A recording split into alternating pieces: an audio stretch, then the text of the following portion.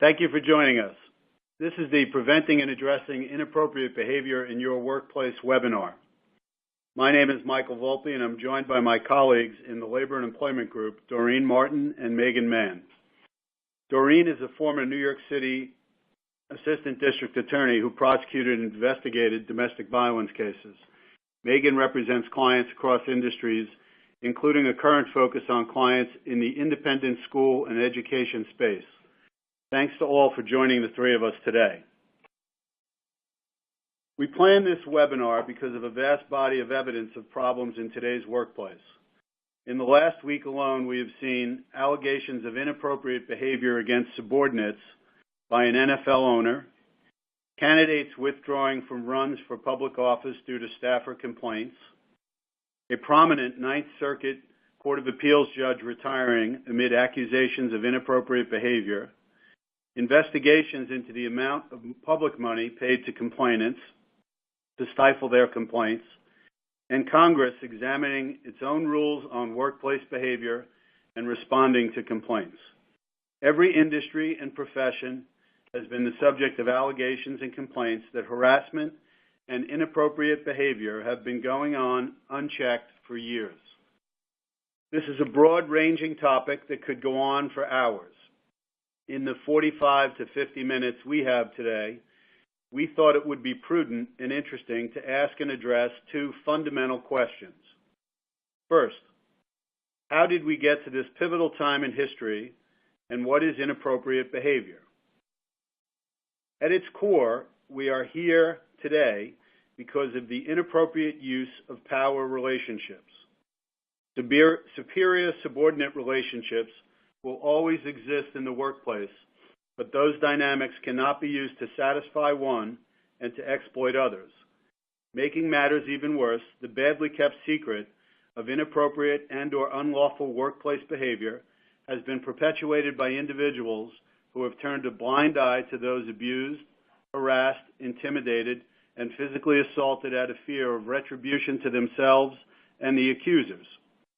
Simply put, there are many factors or reasons as to how we got here. We'll explore this question, but the behaviors need to stop in and out of the workplace, and any individual that complains or comes forward needs to be properly heard. We will explore this question in a bit, and we'll also address a second question. What does an employer do now to address this long-festering problem? Should employers address old problems or issues or complaints? What steps should be taken if a complaint of inappropriate behavior is made? What should an investigation look like? Who should do it? We see this webinar as an interactive program, and we've left time for questions at the end. We will do our best to address as many questions as we can. Please chat us your questions in the chat box on your screen. And if we do not get to your questions, we will follow up with you after the program. Our roadmap slide of today's discussion touches on the issues we're going to try to hit today. Thank you again for listening in, and to kick this off, Megan, please explain how we got here. All right. Thank you, Mike, and thank you all so much out there for joining us. I want to start by taking stock a little bit. So when I say taking stock, what do I mean? I mean, who are we as a workforce, and then what is our particular and individual workforce within our organization? Now, this in and of itself, I mean, the psychology of the workplace could be an entire college course. So, I'm just going to touch on a few points for a few minutes here, one of which is that obviously we've had a lot of, in many organizations, a lot of historical blindness or a refusal to acknowledge exactly what's going on, which has then obviously empowered some power abusers or harassers or inappropriate actors, and then instilled fear in victims, as Mike, my colleague, referenced earlier, not just fear of your typical legal retaliation where, you're fired or demoted, but also social retribution, becoming a social pariah within the workplace. So we see a lot of that, but then, there are also so many gray areas where we're figuring out what is appropriate conduct. And I think with that, it's important to take stock and remember that when we are hiring individuals, we're hiring them for what's on their resume. And what's on their resume?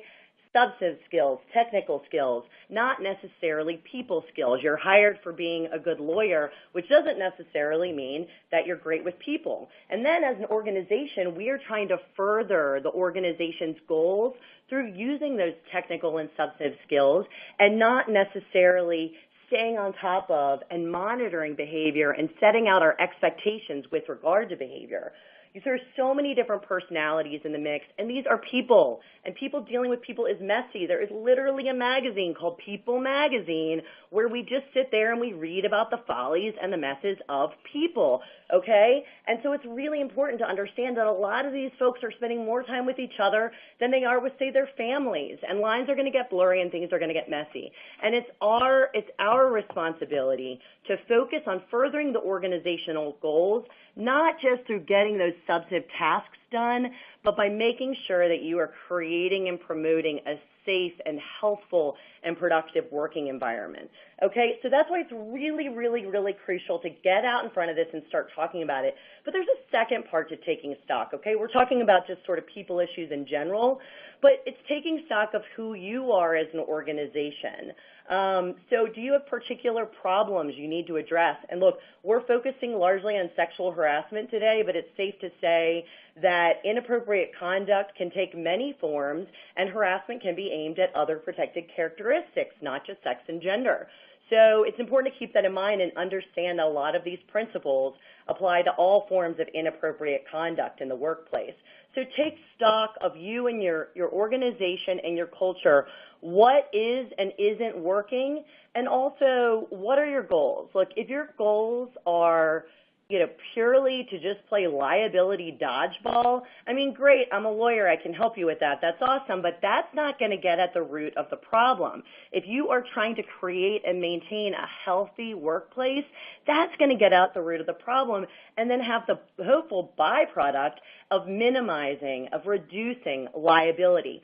Also, the reason you want to take stock is because there's no one-size-fits-all approach to this type of dialogue, discussion, to the trainings, to the policies, to all of the things we're going to be talking about. You want to figure out what is going to work for you in your organization. So how do we do that? Think. We got to be thinking. We got to get people thinking. We need to be talking about it, and more importantly, we need to be empowering people to make change. We need to be empowering people to speak up. We need to be empowering people to understand that creating and maintaining and promoting a safe and healthful work environment means responsibility in every corner of the organization at every level, including leadership, but not just. So how do we do that? Okay, we need to be proactive. Like I said, we got to get people thinking. So look, I do like to talk to clients about the technical term harassment and the different elements of it, but I don't like to get overly hung up on that because you know why? Courts spend countless hours figuring out whether, or trying to figure out whether a set of facts gives rise to the legal definition of harassment. I don't want you overly caught up on that, okay?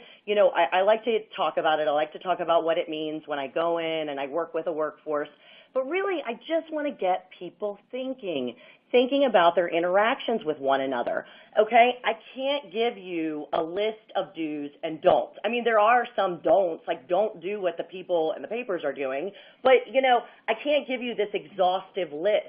I need people to be thinking about what are they talking about at work. I got 2 calls in the past 6 months about people talking about lingerie at work. Okay, maybe put that on the don't list. But, generally speaking, a lot of the content is there's a gray area. Lingerie is not in it. Don't talk about it. But also word choice.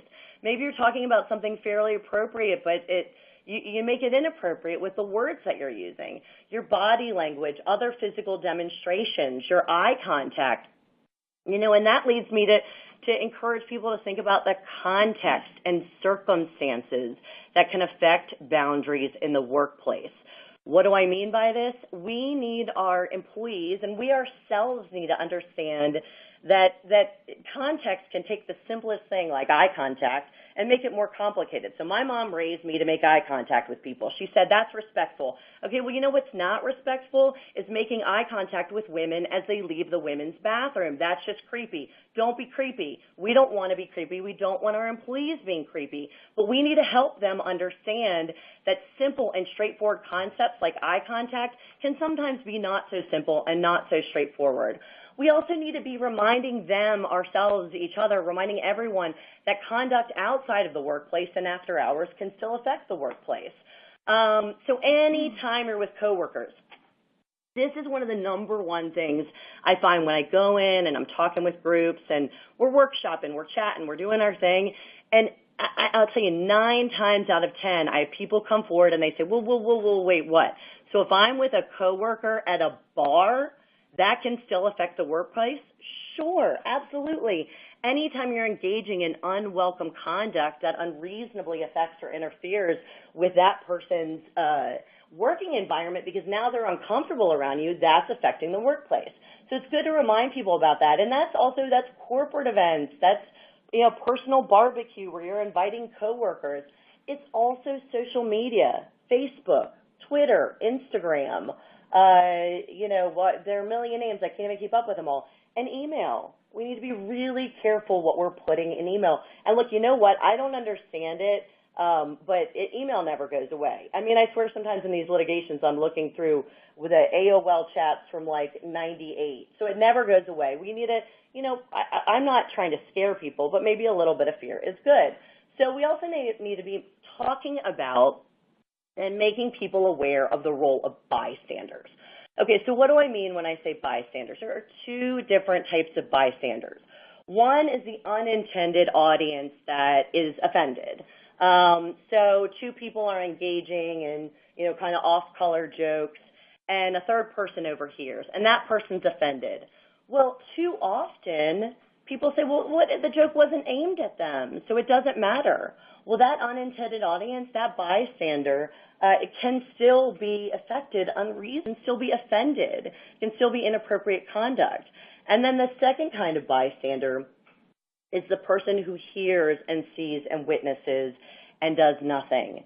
So you got a guy ranking women on the basis of their hotness as they walk in, and he's doing it to another guy who kind of just sits there and says nothing, and then doesn't tell anybody about it, and that's part of the problem. We need to be educating and empowering those individuals to not only stand up and say, no, dude, but also to come forward and report, to talk to us, to improve culture with us. So, that is that's major, just, quick run through on things that I could talk to you about all day. But when I do talk about these things, one of the questions I get is are we hearing the death knell of fun? Is this the end of fun? Okay, well, I mean, if you think sexual harassment's fun, then the answer is yes. This hopefully is the end of it. But, I mean, the more detailed answer is I truly, truly believe, honestly, that we can be engaging in professional, fun, creative time together without crossing or even nearing the boundary line. And how do we do that? We do that, again, by being proactive, by getting out in front of it and talking about it, about educating people on appropriate conduct, about inclusion, and then also about their audience. Now, what do I mean by that? I mean paying attention, listening. The most important part of communication is listening, right? And if you're putting something out there and you're reading body language or verbals or nonverbals that are indicating that that person is uncomfortable, pay attention. Pay attention. Wake up and pay attention. And we want to be educating people to do that too. And I think that if we are becoming aware of ourselves, aware of the audiences, meaning the other people in the workplace, and we're talking about these things, then yeah, we can have a lot of really professional fun. Now, you may end up making tweaks. Remember back to the last slide when I said take stock of your own organization and what's working and not working for you. Okay, maybe you notice that at the one party where you serve hard liquor, things get a little crazier. Maybe you're sticking to beer or wine. I can't give you that list. Again, there's no one-size-fits-all solution, but it is good to be critically thinking about these things. So another question I get is, well, now, with the recent outbreak of allegations, are we going to see women being excluded from events because the organizations or individuals within them are concerned about liability? I mean, I hate to break it to you, but that wouldn't be the first time women have been excluded from an event, so that's certainly nothing new. Part of that is something that we need to be aware of, though. Just like we've been aware of it and I've been trying to make a change, we need to be aware of what is happening within our organization, and part of it is going to be this dialogue. And if you think there are individuals who are nervous right now, if you as an organization are nervous, please be talking about these things, because I do think there can be, I don't want to call it an overcorrection, I do think that there can be a reaction that could further inhibit inclusion and promotion for women, and we want to be aware of it. So it's a difficult topic to tackle, but it's a good one to be thinking about. Is it practical, Megan, to have a policy in an organization that prevents men and women from traveling together to try to prevent problems? Mike, that's a great question, and I think that you have a policy that's going to get out of who and who can't operate together on a gender basis, and you're going to be facing an even bigger problem. I think having gender-neutral policies, but with a realistic discussion about concerns, is really the way to go. I mean, I can't be hitting harder on this open dialogue and proactive approach part if I tried. What does this actually mean? Mike, thanks for teeing me up on policies, because I'll tell you, I love a good policy. I want you dusting off those policies, making sure they're coordinated. What's in your handbook? What do you wish was in your handbook? Do you have anything outside of your handbook? Making sure they're coordinated. Are all of your reporting policies coordinated? Are you really practicing what you preach? You say open door, but how open is that door? Are you going around and really telling people it is open, speak up? Okay, implementing an effective complaint process. You already have one. Let's preach it. Let's shout it from the rooftops. Let's be talking about it, letting people know that there is an avenue for discussing these things, for raising issues, for raising complaints. And then also, please consider your alternatives. What can we do to get the discussion going, to empower and encourage people to come forward with issues? Is it a town hall? Are they regular sort of fireside chats? Do you have an anonymous hotline? Do you have a hotline that's not anonymous, but at least you don't have to talk to somebody face-to-face, a special email? I'm sorry to interrupt. Do you find I think you better. You're not going to get a breath in. Do you find that anonymous hotline reporting capabilities are effective in organizations? Okay. So another great question, not just saying that because we work together. These are all awesome, and I have to say that the anonymous hotline can be tricky, all right? So what's the benefit? It's always kind of your risk-benefit analysis. What's the benefit? The benefit with an anonymous hotline is maybe people feel comfortable coming forward and we find out about something that we wouldn't otherwise known about. What's the risk? The risk is that maybe people feel, if they're going to maybe spread an untruth, something they wouldn't otherwise do to somebody's face, if they have to report in person, they're going to pick up that phone. Also, it's really hard. My colleague, Doreen Martin, is about to talk about investigations. It's much harder to investigate an anonymous tip because you don't have somebody you can gather facts from. So it's not to say that you can't have them.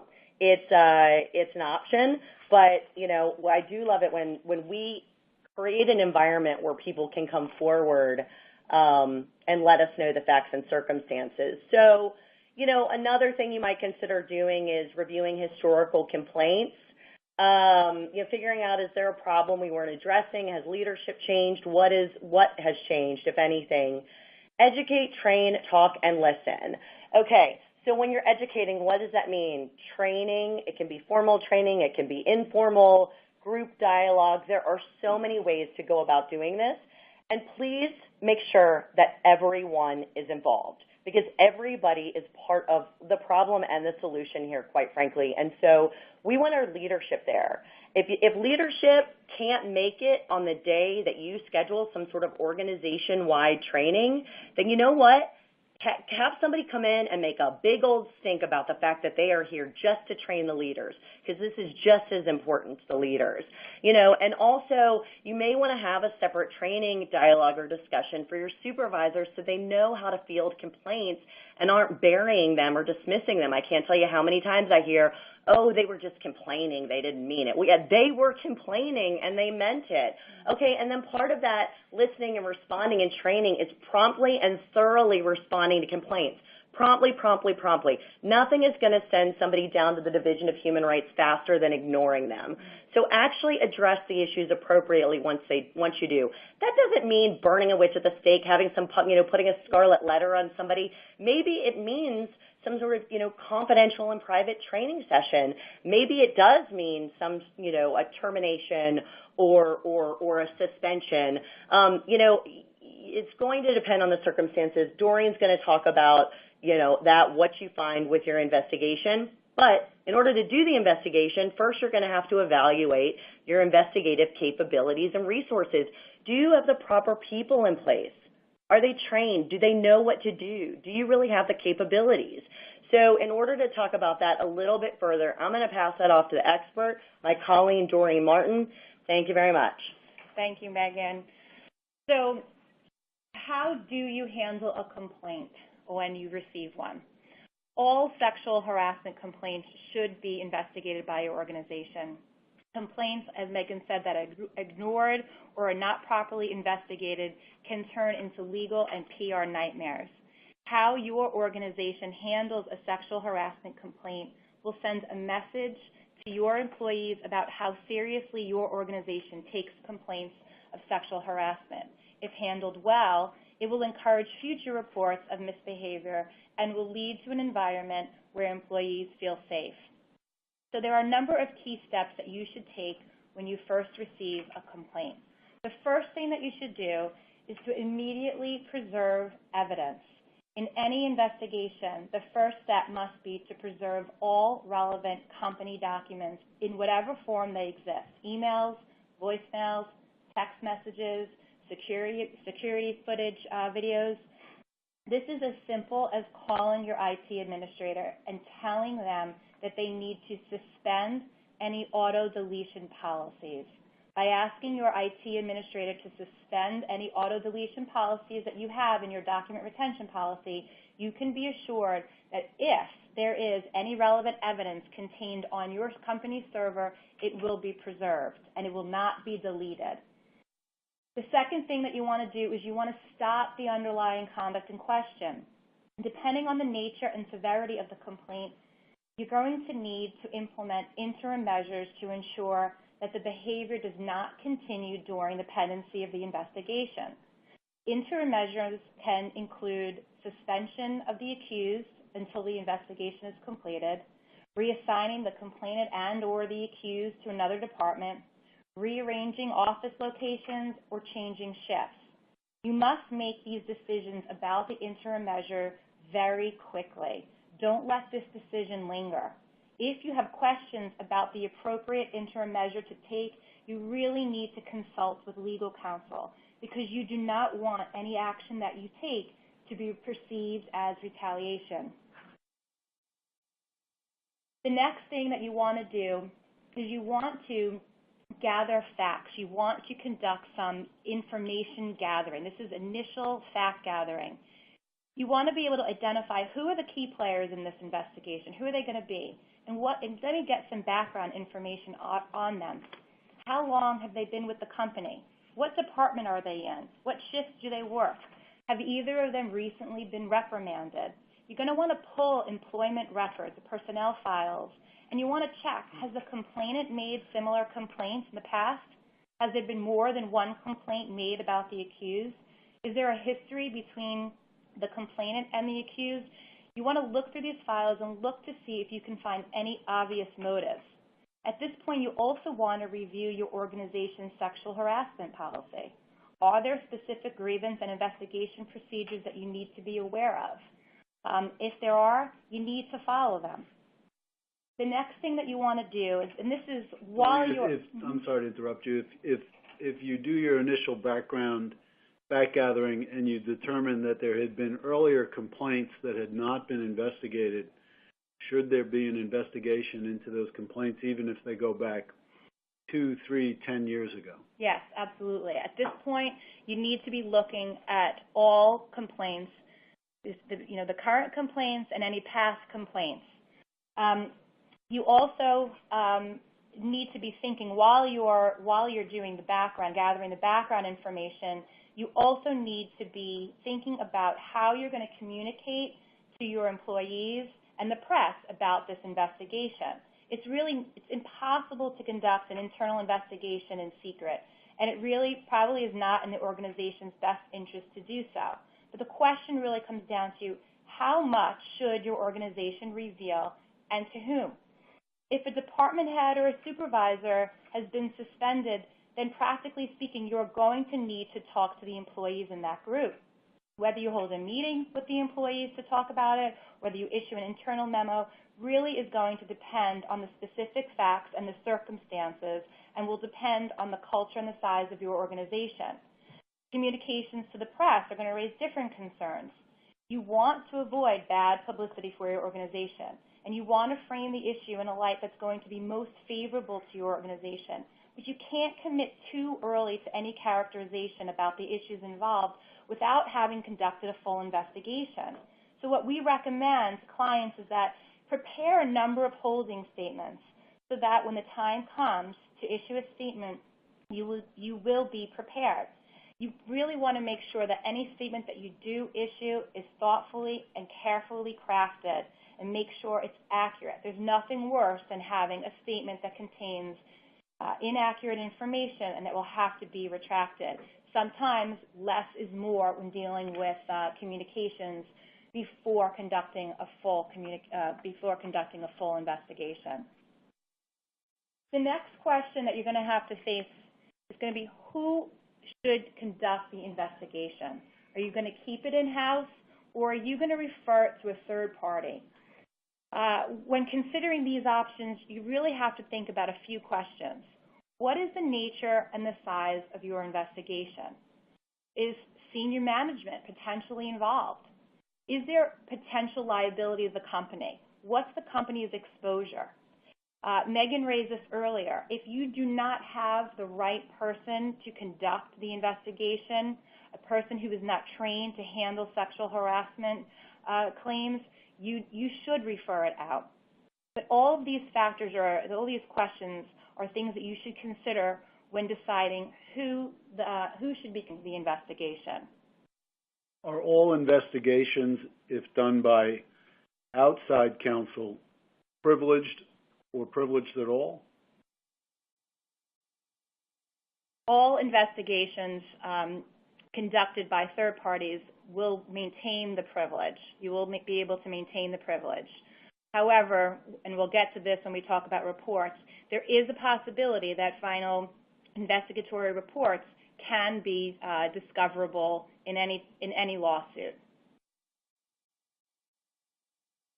The next thing that you're going to want to do is you're going to want to develop a plan or a blueprint for your investigation. You should start creating a list of all the people that you need to interview. Who are the potential witnesses? Who has evidence? Where are the documents located? Are there photos, emails, voicemails that I need to collect? Start thinking about what your investigation is going to look like. You also want to think about things as far as logistics go.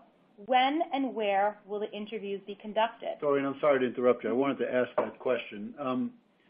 In considering the blueprint and the plan and the sort of initial background fact gathering, in the context of a sexual harassment investigation and allegations about inappropriate behavior, would you advise that it's best to do interviews out of the workplace and in a setting that the complainant is most comfortable or more forthcoming?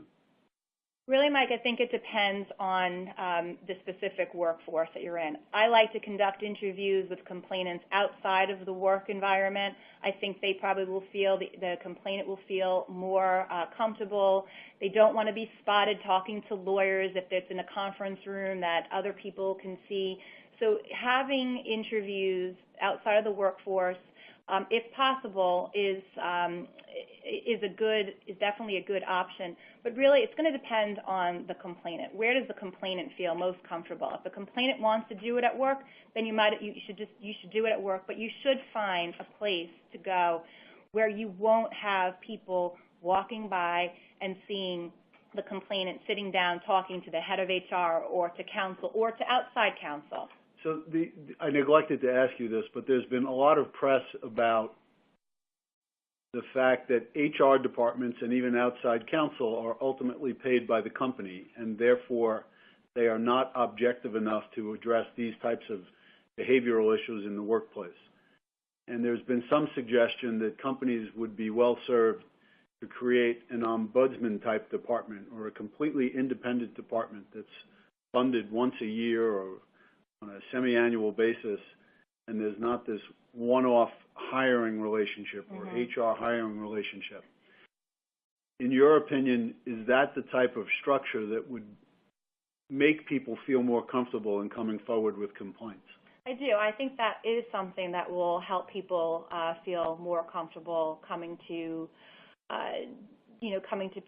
that group with complaints. I do know that if you have HR or legal counsel and the employees aren't feeling comfortable, then they are not going to report. So whatever you can do to make your employees feel comfortable and to encourage them to report it, you should take those steps. So we were talking about the blueprint. Part of the blueprint is to make sure that you are organizing your interviews. We like to conduct all interviews. The best practice is to conduct all interviews in person. However, sometimes it's not always possible. And it's better to conduct an interview over the phone or via Skype than to not conduct it at all. But first preference is to make sure that you get the interview done in person. If you don't get the interview done in person, you should be noting these things. And we're going to talk about best practices for documentation, but you should note why the interview wasn't conducted in person so that you have a record for it later on. The next thing that you're going to want to do is consider issuing a litigation hold. Not every case is going to require litigation holds to go out, but you do have a duty to preserve once you reasonably anticipate litigation. When in doubt, assume that the duty might exist. And then the next thing that you're going to do is you're going to conduct interviews. So a question that we get from clients a lot is, well, who should we be interviewing and in what order do we conduct these interviews? Look, there's no real right or wrong way to do this. A best practice, however, is to conduct the accused interview after you have interviewed the complainant and any eyewitnesses or individuals with relevant information. You want to save the accused as the last interview or close to the last as possible because you want to be able to go into that interview armed with as much information about the situation as possible so that you can make credibility determinations about the accused. The more information you have, the easier it's going to be for you to make those credibility assessments. So, Rena, if I may, so given that it's a holiday season and there are many company parties that have been conducted in the last few weeks and probably some this week, if a number of people witnessed an event or an incident, I should say, but the actual person at whom the inappropriate behavior was directed does not come forward, would it be wise from an investigative perspective to investigate by gathering the facts from the others who were around and then approaching the potential complainant with what had been reported to the company? So you're off premise, you have a holiday party, 20 different people see a very inappropriate behavior by a male directed at a female, but the female does not come forward. Yeah, I mean, in every situation, it's going to really depend on your organization and the specific circumstances. But I do think in that situation, I would try to get as much information that I can from, as you said, eyewitnesses or others that are at the holiday party before I approach the complainant about it. Because you may be able to make a decision. Or the non-complainant, in my opinion. Or the non-complainant in this situation. Yeah, but again, there's no right or wrong way to do it, but I do think in that situation I would talk to individuals, get as much information as you can, and then you can approach the person, approach the victim and talk to them about the allegations. After you talk to the accused, you do want to circle back and make sure you talk to anyone that the accused has mentioned and that you may not have spoken to during before you've interviewed the accused. You don't want to, ignore individuals that the accused have mentioned during the interview, because you want to conduct a fair and impartial investigation, and part of doing that is being able to interview people that the accused raised as potential witnesses.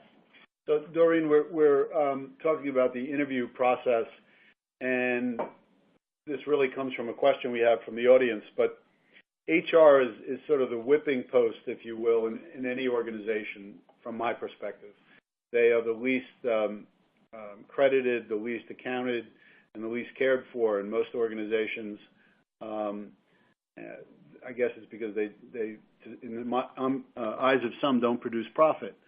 And while I raised the ombudsman issue before, many folks trust in HR, and the problem is with senior management not trusting in HR. So is it incumbent on management to let HR drive the process of communicating and trying to find out if there's been bad behavior in the workplace, determining whether or not an investigation should take place, who should do the investigation? In other words, should it just come out of the hands of senior management and go to the HR department? Yeah, again, this is all going to depend on your organization. Depends on what type of human resource department your organization has.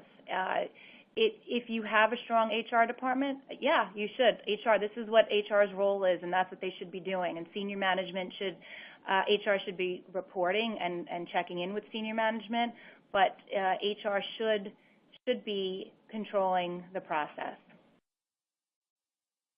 So then how do you assess credibility? We're talking about making sure that you interview the accused after you have gathered all your information, because it's easier to judge whether someone's telling the truth or they're lying to you when you're armed with a lot of information. But assessing credibility is probably one of the most difficult parts of the investigation. People feel very uncomfortable making credibility determinations without some specific proof. And in sexual harassment cases, it is often a he said, she said allegation, and there are no eyewitnesses. But there are certain factors that you can consider that will help you to determine witness credibility. The first one is plausibility. And by plausibility, I mean, does the allegation, when you hear the allegation for the first time, does it make any sense? Is it believable at face value? Is it reasonable? Is it detailed? Is it consistent with known facts? Second one is bias and motive. Does the witness have a motive? The witness that you're talking to, do they have a motive to lie or exaggerate? Does the witness have any special loyalty? Or does it have a grudge? You know if they have a known grudge against anyone involved? You have to think about the relationships that the witness you're talking to has with the accused and the complainant. You also want to look at the witness's demeanor. How are they acting? How is the witness acting during the interview? Are they nervous? Are they sweating? Are they making eye contact with you? Now, just because someone's nervous or sweating or not making eye contact does not mean that they're lying. There's many people who get nervous when they're being interviewed. So that is not, that just because someone's, nervous and not acting as they normally would doesn't mean they're lying. But these are just things that you should be thinking about when you're conducting your investigation and doing the interview. You're also going to want to, and we talked about this earlier, look at prior incidents. You'll get this from the personnel file or the employment record. Has the complaining witness made unfounded complaints in the past? Now, just because they might have made unfounded complaints in the past doesn't necessarily mean that this complaint is not legitimate. But these are all things that you need to think about. Same with the accused. Has the accused been subject of a complaint in the past? Is there a pattern of behavior here that you're seeing? And again, just because accused has a pattern of behavior doesn't mean that this allegation is a correct allegation. But you do need to think about these things. Also, with any omissions and contradictions during the interview, are they leaving important information out? Are they only giving you detailed information once they're confronted about it? That's another thing to think about. And then last but not least is the corroboration. And I think this is probably the most important factor that you should rely on in assessing the credibility of a witness. Again, in sexual harassment cases, you may not get a person to corroborate whatever the allegation is, because oftentimes it's a he said, she said. Usually it's two people alone. But you can corroborate all of the circumstances surrounding the specific instance. Was there a party? Was there a conference? You want to be going through allegations, each allegation that's made, and trying to corroborate every piece of it. And finally, we want to talk to you about how to document your investigation. Most people are pretty good about documenting the interviews, the witness interviews that are done. Most people are pretty good about preparing reports. What a lot of people forget to do, and is very important, is that you really need to document your planning stage, all of the decisions that you made during your planning stage. So if you made a decision about who to interview, or who, more importantly, who you chose not to interview, document it, explain why.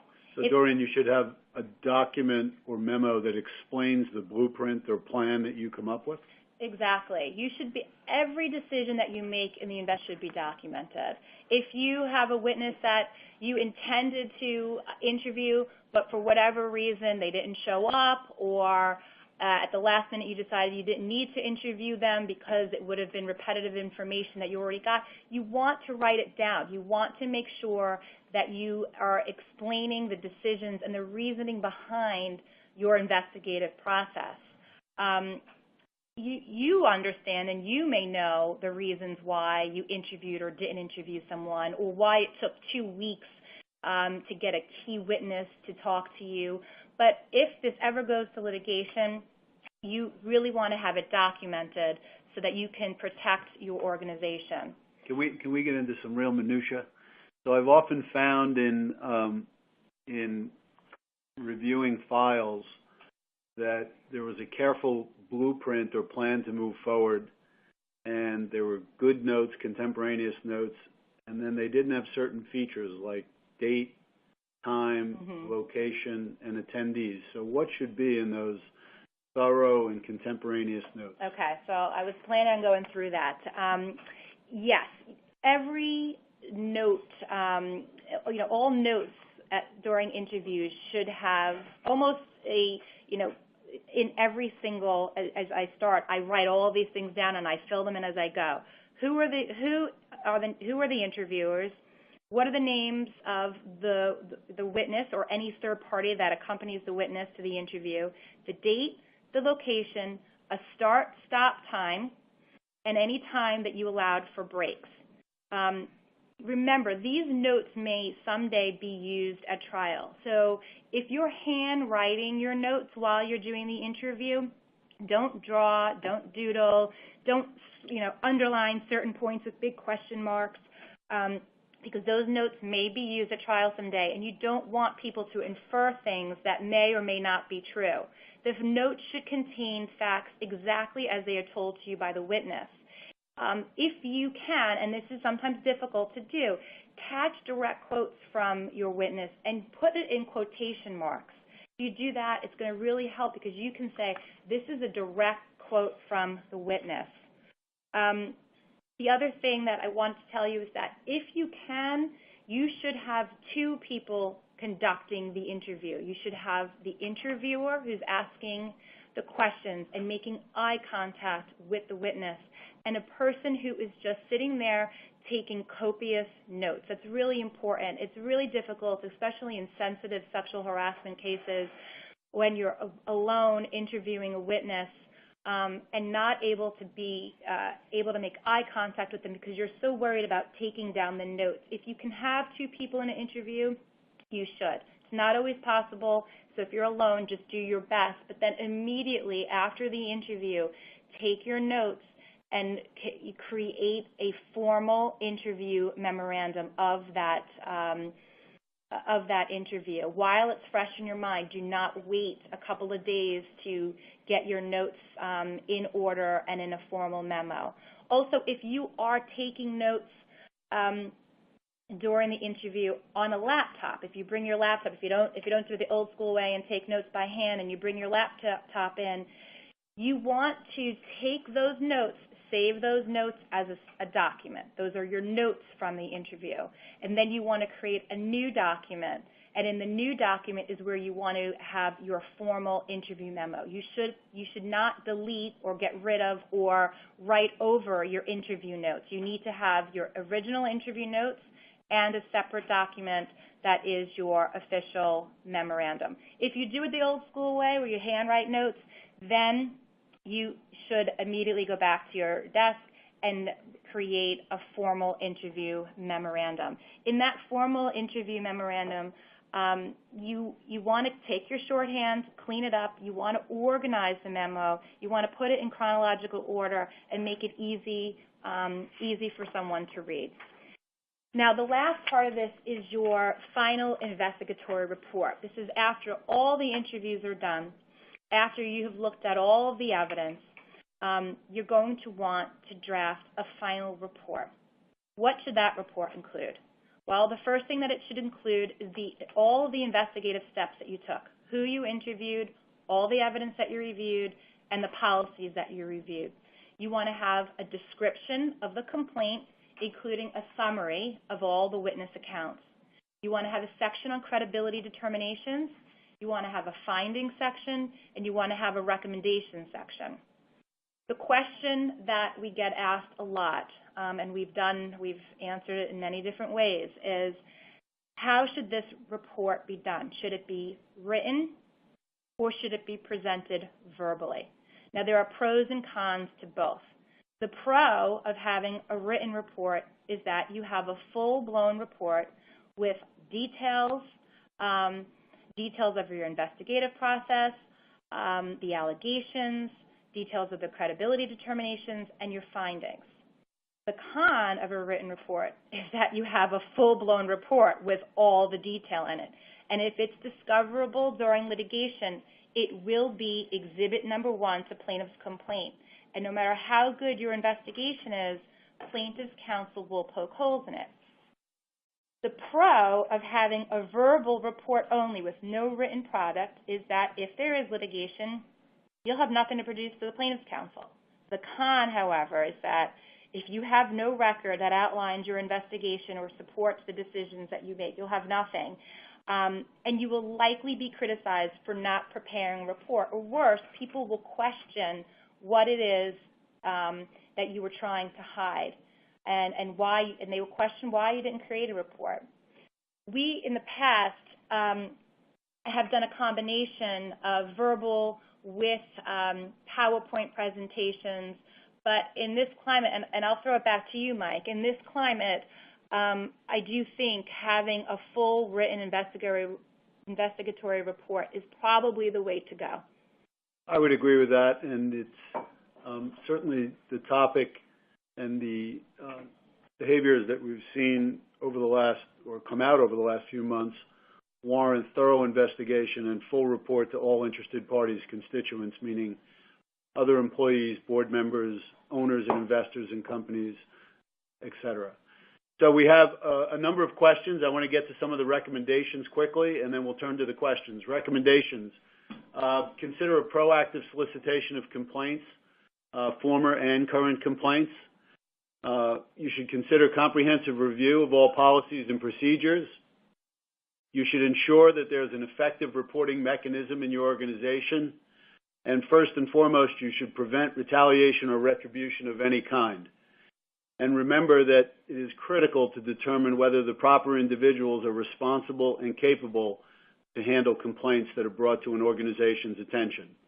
Now, we're going to have a couple of the questions that came in read, and we're going to try to answer them. We don't have enough time to get to all the questions, but there are some good ones.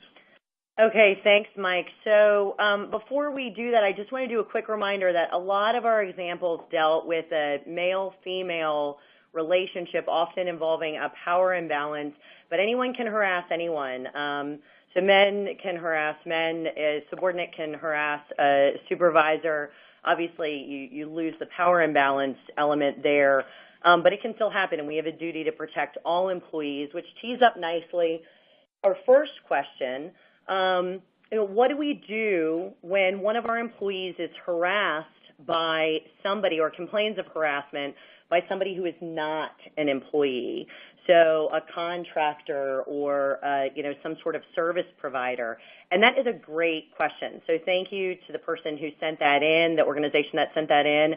I want to reiterate what I just said a second ago. We have a responsibility to protect all of our employees.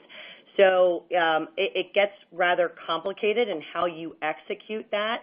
But if one of your employees is complaining to you that they are in a position where they are being subjected to unwelcome conduct, you still have a responsibility to look into it and to take appropriate action or reaction, whether that is putting them in a safer position. Obviously, you can't force the other organization to terminate their individual, but it may require through the investigation and outcome liaising with the other organization, but you do have a responsibility.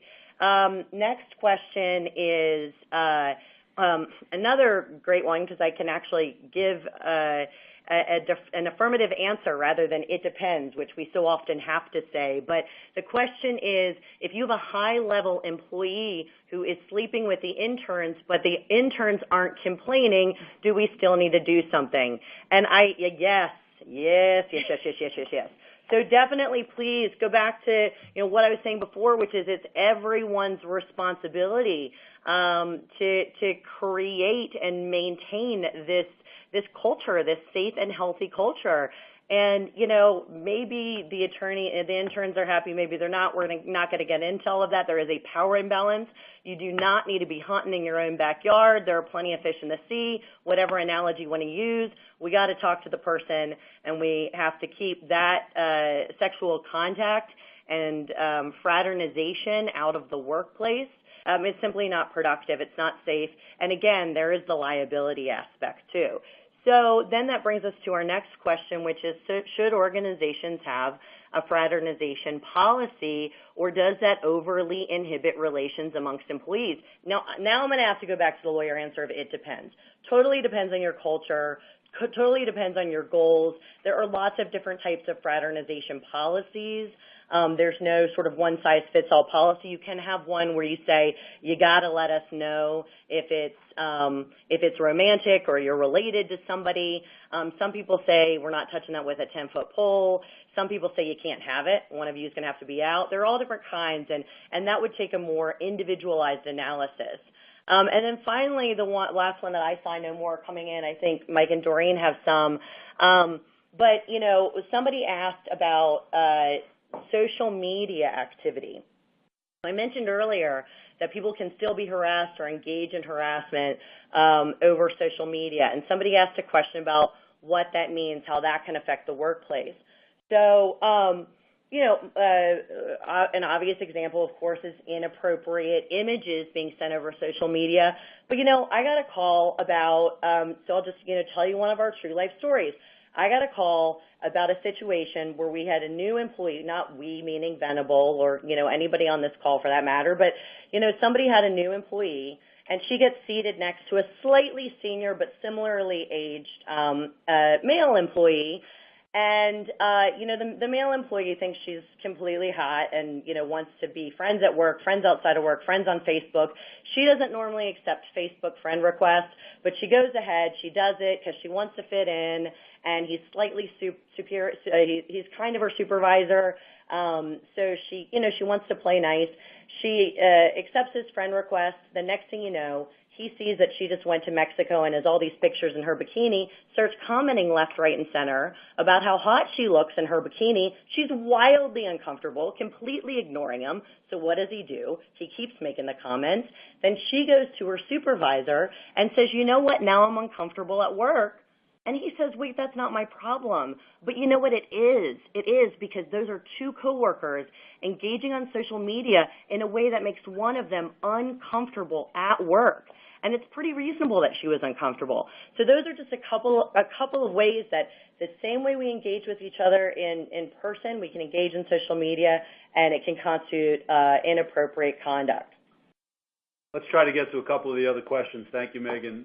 So, Doreen, in the context of an investigation, would the investigators have to ask the same questions to all individuals that are interviewed?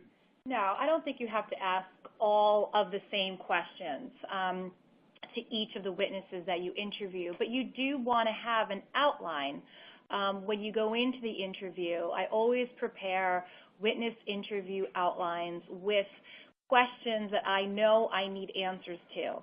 And depending on the witness, those could be different questions. So you don't need to ask all of the same questions.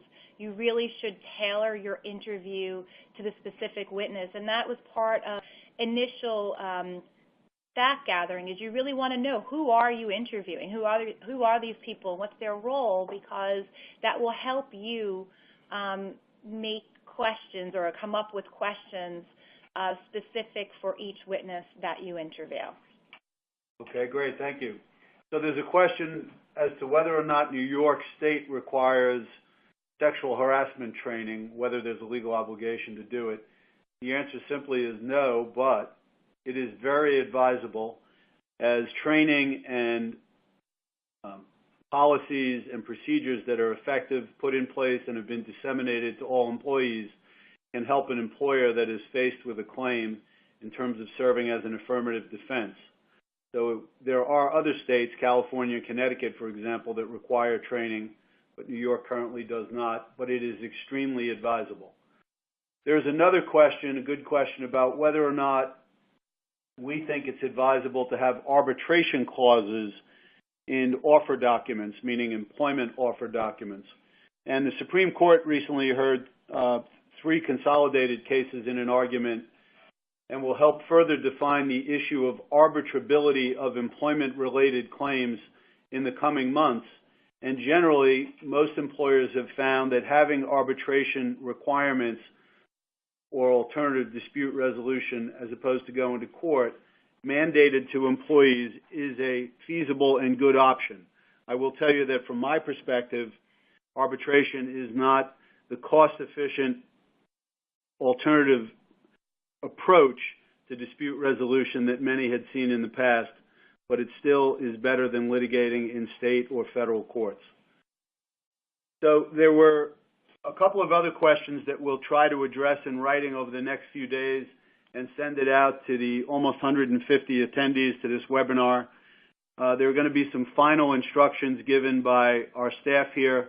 Thank you very much for attending, and happy holidays.